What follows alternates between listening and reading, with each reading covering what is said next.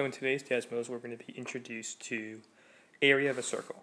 And the first couple of slides are just going to have us estimate and kind of work with the given circle. So slide 1 asks us, estimate the area of the circle in square units. So notice it gives us the square, and that's 1 square unit.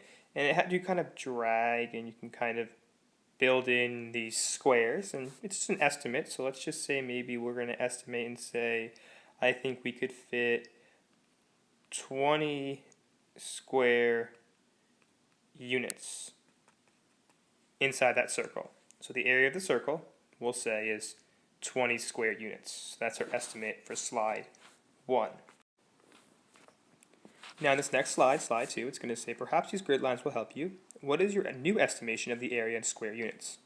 So use the sketch tool to show your thinking. So now it gives us grid lines, and the idea is we can kind of match these squares to these grid lines. So now we have a little bit more of an accurate estimation we can make. And the previous estimate we made was 20. But notice if you kind of count up these boxes, it seems like there's kind of around, we'll say, 50. We'll make another estimate. We'll say, well, it looks like it's a lot higher than 20. It looks like it's more like 50 square units. And once again, all we did is we just kind of counted up these squares. And if you wanted to take a second and pause the video and count them up, you'll see that there's kind of maybe about 50 square units. And you're right, some of these are cut off, which makes it a little more difficult to count. But we'll make our new estimate using our grid, and we'll say it's about 50 square units. Now in slide 3, we're going to be introduced to, or begin to be introduced to the formula for area of a circle. So we can actually use a formula to find the exact area of that circle on the first 2 slides. And they showed this animation. They kind of showed this circle being divided up into kind of these wedges. You can kind of think of them as like pizza slices. Divided up into these slices, and then kind of put together to form this shape. And in one sentence, briefly describe what is happening on the left. Well, there's different things we could say. You can say circles being divided up.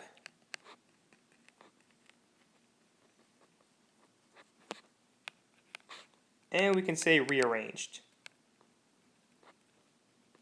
And no right or wrong answer here, it's kind of just what you see. So it's kind of being divided up and rearranged to form this new shape in slide 3. Now slide 4 is going to build off of slide 3. And in slide 4, they're going to give us an option.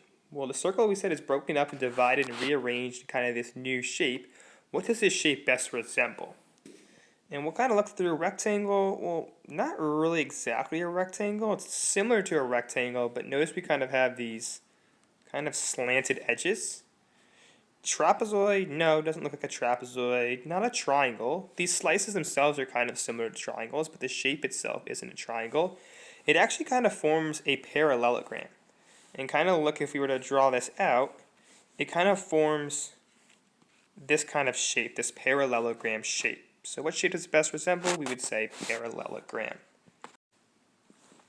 So slide number 5 is going to once again build off from that previous slide. So we said it kind of forms this parallelogram. And now it's going to say, well, what about the height of your shape? So now we're kind of looking, we're saying, what about the height of this parallelogram? Does that represent the circumference of the circle? And remember, circumference is that distance around the circle. Half the circumference of the circle, which would just be half of that distance around your circle.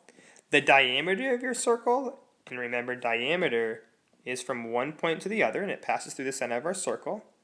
Or the radius of your circle, and remember the radius is half our diameter. So we're saying, what does that height represent? Well, notice the height kind of represents, it looks like,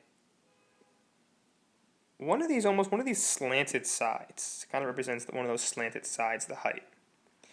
And what does one of these slanted sides really represent? Well, it actually represents the radius of the circle.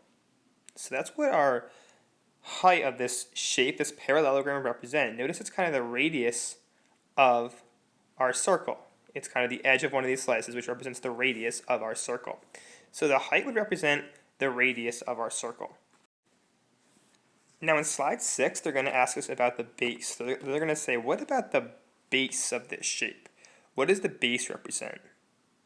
Well, the base is built kind of from the curved ends of the slices. So really we're saying, well, it's built, the base of our shape is built from these kind of curved edges of our slices. And how many slices are there that make up the base? Well, it looks like there's 1, 2, 3, 4. So it looks like our base is coming from these 4 slices right here. Now, what does that represent? Well, look closely and notice it actually represents half of the circumference. The circumference is all around the circle. Here it's just half of the circumference. So what does our base represent? It's half of the circumference of the circle. Now I'm going to skip over slide 7 and we're going to get into slide 8. And slide 7 kind of introduces us to what the formula of an area of the circle is. So in slide 7, it eventually comes to the point where using the area of a parallelogram, you can eventually find the area of a circle. And the most important takeaway for today is this is the area of a circle. A equals pi r squared. And what this really means is to find the area of a circle, we do pi, and remember yesterday we said 3.14 is the approximation for pi. So it'd be 3.14 pi times, and this radius squared, this r squared, what that means is we do radius times radius. So the r squared means in order to find the area of a circle, you have to do radius times radius and then multiply by pi. Now I'm going to add parentheses here because we do have to first do radius times radius in order to then multiply by pi. And we'll see the example below where we work with this formula. So in slide 8, we're introduced to the formula for area of a circle. And this is our area of a circle. Area equals 3.14 pi times radius squared. And radius squared just means radius times radius. So that's our formula for area of a circle. Now let's calculate the area of this circle right here. How could I find the radius? Well, why don't I go to the center of my circle, which would be this point right here. And the radius, remember, goes from the center point of your circle to kind of one of the outside points on your circle.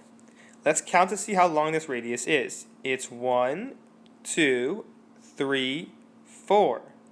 It's 4 units. So our radius is 4 units. Once we know the radius, we can plug that in. So what I'm going to do is I'm going to plug 4 in for my radius. So the way it's going to look here is it's going to look as A equals 3.14, and that's pi, times, now we're going to plug in 4 is our radius, and remember, we do it times itself. 4 times 4, or in other words, that's 4 squared. Okay, so we're squaring our radius, and that means 4 times 4, the number times itself. So let's square this radius first. So 4 times 4, 4 squared, is 16. So we're left with 3.14 times 16. And notice I first squared the radius. I multiplied that number times itself. Now I'm going to multiply 3.14 times 16 to get the area of my circle. So when we do 3.14 times 16, we're going to end up with 50.24. A equals 50.24. That would be the area of the circle. That would be the exact area of the circle. It's 50.24. So what's the area of the circle? It's 50.24. And remember, we have to add square units. That would be our answer. 50.24 square units is the area of this circle. Once again, we used our formula to find the exact area. So in slide 8, once again, we're asked to make an estimate. And let's just make an estimate and say, well, it's tough to be exact. An estimate doesn't have to be exact. Let's say it's 30 square units. Okay, so that's just our estimate. Now in this slide we're asked, once again, let's make our estimate a little more exact. So now we're given those boxes, and once again we can count up those boxes and we'll see that we were pretty off. It looks like the area is more like 100 square units. And once again, if we're saying how are we getting that, we'll count those boxes, kind of count up those boxes, and it seems like there's about 100 of those boxes inside that circle, so that would be about the area. It's about 100 square units, it looks like, much larger than our estimate. Now, if we want to be exact, remember we can use our formula, A equals pi r squared, and what that means is A equals 3.14 times the radius times the radius. So let's use our formula. Let's actually find the exact area of the circle. Let's find the center point of our circle. Looks like it's right here. And let's draw a line. That's our radius. And how long is this line? It's 1, 2, 3, 4, 5, 6 units. So now we're ready to plug in. So let's plug in.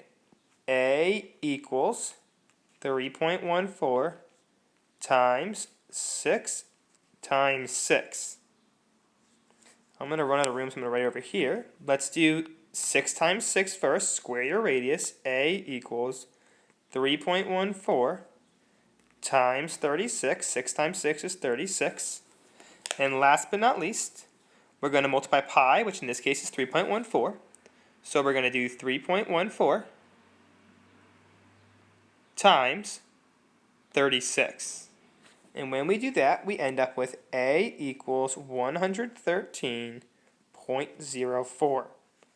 Our area would be 113.04 square units. So we just found the exact area, once again, using our formula.